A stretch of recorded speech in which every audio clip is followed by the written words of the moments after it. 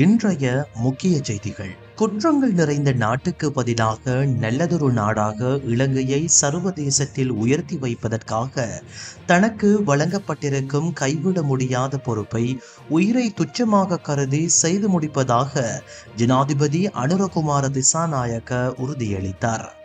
கல்கிரியாகம பகிமினியாகம சிறி சமாதி விகாரையின் தாது வளாகம் மற்றும் சிலை திறப்பு நிகழ்வில் நேற்று கலந்து கொண்டு உரையாற்றும் போதே ஜனாதிபதி அனுரகுமார திசாநாயக்க இதனை தெரிவித்துள்ளார். 161 உள்ளூராட்சி மன்றங்களுக்குரிய உறுப்பினர் பெயர் விவரங்களை வர்த்தமானி அறிவித்தலில் பிரசுரிப்பதற்கான ஆவணம் அரச அச்சக திணைக்களத்திற்கு இன்று அல்லது நாளைய தினம் அனுப்பி வைக்கப்படும்.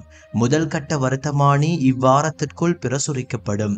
தாமதமாக கிடைத்த பெயர் பட்டியல் விவரங்கள் இரண்டாம் கட்டமாக வர்த்தமானி அறிவித்தலில் பிரசுரிக்கப்படும் என்று தேர்தல்கள் ஆணையாளர் நாயகம் சமன் ஸ்ரீ ரத்ன நாயக்க தெரிவித்தார். தேர்தல்கள் ஆணைக்குழுவின் காரியாலயத்தில் வெள்ளிக்கிழமை நடைபெற்ற ஊடகவியலாளர் சந்திப்பின் போதே அவர் மேற்கண்டவாறு குறிப்பிட்டார். அவர் மேலும் தெரிவித்ததாவது, உள்ளூராட்சி மன்ற தேர்தலில் போட்டியிட்ட அரசியல் கட்சிகள் மற்றும் சுயேட்சை குழுக்கள் தேர்தல் பிரச்சார செலவினம் தொடர்பான விவர திரட்டை சமர்ப்பிப்பதற்காக வழங்கப்பட்ட கால அவகாசம் நிறைவடைந்துள்ளது. அத்தாட்சிப்படுத்தப்பட்ட வகையில் விவரங்களை சமர்ப்பிக்காதவர்களுக்கு எதிராக உரிய சட்ட நடவடிக்கை எடுக்கப்படும். உள்ளூராட்சி மன்ற தேர்தல் முடிவுகளுக்கு அமைய மேலதிக உறுப்பினர் பெயர் பட்டியல் மற்றும் பெண் பிரதிநிதித்துவ பட்டியலை சமர்ப்பிப்பதற்கு அரசியல் கட்சிகள் மற்றும் சுயேட்சை குழுக்களுக்கு வழங்கப்பட்ட கால அவகாசம் நேற்று நள்ளிரவுடன் நிறைவடைந்தது.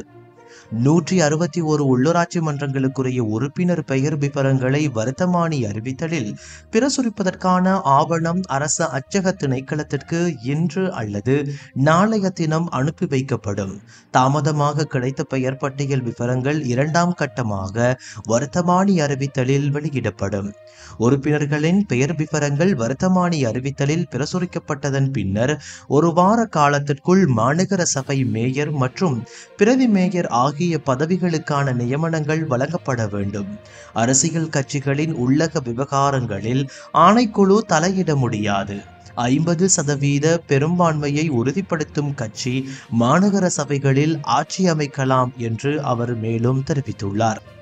இந்தியாவில் அகதி முகாமில் பல தசாப்தங்களாக தஞ்சமடைந்திருந்து நேற்று பலாலியை வந்தடைந்த 75 வயதான முதியவர் ஒருவர் ஜூன் 5ஆம் திகதி வரை விளக்கமறியலில் வைக்கப்பட்டுள்ளார்.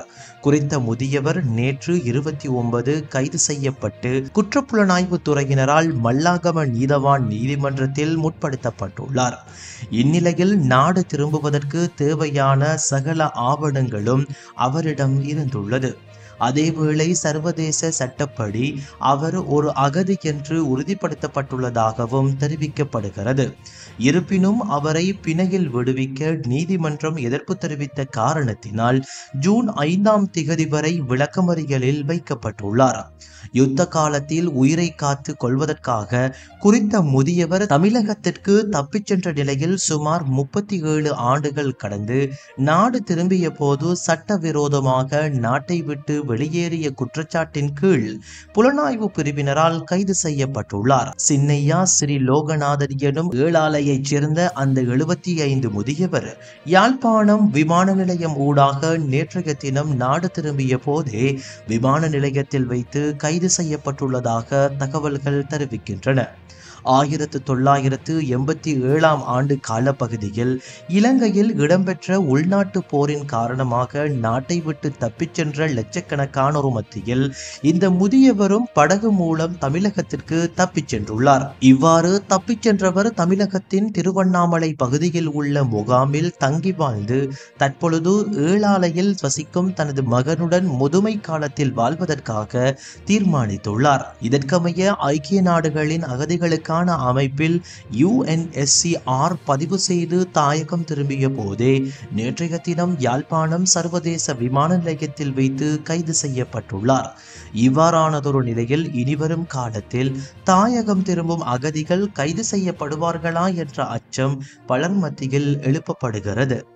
கொழும்பு மாநகர சபையில் ஆட்சி அமைப்பதற்கு ஐக்கிய மக்கள் சக்திக்கு ஒத்துழைப்பு வழங்க தீர்மானிக்கவில்லை. ஏனெனில் ஆட்சி அமைப்பது தொடர்பில் சிறந்த கொள்கை திட்டத்தை ஐக்கிய மக்கள் சக்தி முன்வைக்கவில்லை என்று ஸ்ரீலங்கா பொதுஜன பெரமுனவின் பொதுச் செயலாளர் சாகர காரியவசம் தெரிவித்தார். சமகால அரசியல் நிலவரம் தொடர்பில் வினவிய போது மேற்கண்டவாறு குறிப்பிட்டார். அவர் மேலும் தெரிவித்ததாவது, உள்ளூராட்சி மன்ற தேர்தலில் ஸ்ரீலங்கா பொதுஜன பெரமுன சுமார் 700 ஆசனங்கள் வரை கைப்பற்றியுள்ளது.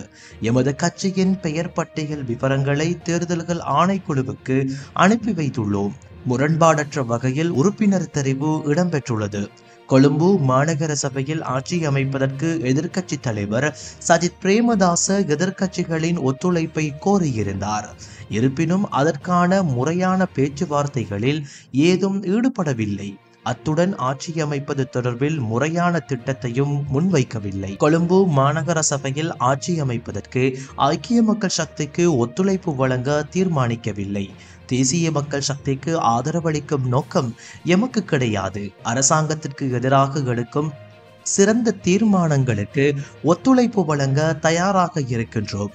அரசியல் பழிவாங்கலை அடிப்படையாக கொண்டு தற்போது கைதுகள் இடம்பெறுகிறது. மக்களின் அடிப்படை பிரச்சினைகளை மறக்கடிக்கும் வகையில் அரசாங்கம் இவ்வாறான நடவடிக்கைகளில் ஈடுபடுகிறது என்றும் அவர் மேலும் தெரிவித்துள்ளார். அபுதாபி தேசிய எண்ணெய் கூட்டுத்தாபனம் அமைச்சர் குமார ஜெயக்கொடி, அமைச்சர் அனில் ஜெயந்த பெர்னாண்டோ ஆகியோருக்கு இடையிலான சந்திப்பு நேற்று ஜனாதிபதி செயலகத்தில் இடம்பெற்றது. இரு நாடுகளுக்கு இடையிலான கனிய எண்ணெய் தொழில்துறை தொடர்பிலான விநியோகம் மற்றும் முதலீட்டு வாய்ப்புகளை அறிந்து கொண்டு எதிர்கால திட்டங்களை செயல்படுத்துவதற்கு அமைவான ஆரம்ப கட்ட நடவடிக்கைகள் குறித்து இதன்போது கலந்துரையாடப்பட்டது. இலங்கைக்கு அவசியமான கச்சா எண்ணெயினை நீண்ட காலத்திற்கு நியாயமான விலையில் வழங்குவது தொடர்பில் இரு நாடுகளுக்கும் இடையில் விரைவான ஒப்பந்தம் ஒன்றை கைச்சாத்திடுவதுடன் இலங்கையின் எண்ணெய் சுத்திகரிப்பு பணிகளின் மேம்பாடு மற்றும் அதன் மூலம் வளைய மட்டத்தில் கனிய எண்ணெய் சுத்திகரிப்பு சந்தைக்குள் குறிப்பிடத்தக்க பகுதியை அடைந்து கொள்வது தொடர்பில் இதன்போது கலந்துரையாடப்பட்டது. இலங்கைக்கான ஐக்கிய அரபு அமீரகத்தின் தூதுவர் ஹாலித் நாசர் அல் அமரி மற்றும் அபுதாபி தேசிய எண்ணெய் கூட்டுத்தாபன சிரேஷ்ட உபதலைவர் அப்துல்லா அல் குஃபா இசி உள்ளிட்ட நிறைவேற்று அதிகாரிகள் குழுவும் இதில் கலந்து கொண்டிருந்தனர். காயங்களுடன் மர்மமான முறையில் குடும்ப பெண்ணின் சடலம் பெரிய நீலாவணை போலீசாரால் வெள்ளிக்கிழமை கண்டுபிடிக்கப்பட்டுள்ளது. பெரிய நீலாவணை போலீஸ் பிரிவுக்குட்பட்ட விஷ்ணு கோயில் வீதியில் அமைந்துள்ள வீடொன்றில் தனித்திருந்த 37 வயது மதிக்கத்தக்க பெண் மீது இப்படுகொலை மேற்கொள்ளப்பட்டுள்ளதாக போலீசார் தெரிவித்தனர். இது குறித்த விசாரணையில் மேலும் தெரிய வருவதாவது, இரு பிள்ளைகளின் தாயான குறித்த பெண் மீது கழுத்து மற்றும் தலை உள்ளிட்ட பகுதியில் பல வெட்டுக்காயங்கள் காணப்படுவதாக போலீசார் தெரிவித்தனர். மரணமடைந்த குடும்ப பெண்ணின் கணவர் வெளிநாடு ஒன்றில் தொழில் நிமித்தம் தங்கியுள்ளதாகவும் கொலை இடம்பெற்ற போது வீட்டில் பொருத்தப்பட்டிருந்த சிசிடிவி காணொளிகள் சேமிக்கும் கருவி கொலையாளியினால் எடுத்துச் செல்லப்பட்டுள்ளதாக போலீசார் தெரிவித்தனர். குறித்த கொலை தொடர்பில் கல்முனை பிராந்திய உதவி போலீஸ் அத்தியட்சகர் MK இபுனு அசார் சம்பவ இடத்திற்கு சென்று மேற்பார்வையிட்டார். சம்பவம் தொடர்பில் மேலதிக விசாரணைகளை அம்பாறை தடயவியல் போலீசார் உட்பட பெரிய நீலாவணை போலீசார் மேற்கொண்டு வருகின்றனர்.